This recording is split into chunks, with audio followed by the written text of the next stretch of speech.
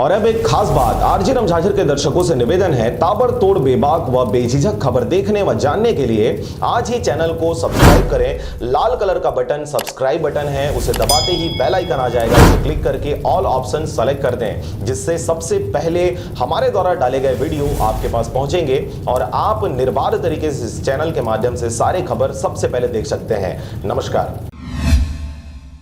खबर है मुंगेरी जिले के सरगांव क्षेत्र का, जहां पर जिले भर में हो रही भारी वर्षा से किसान नाखुश होते नजर आ रहे हैं।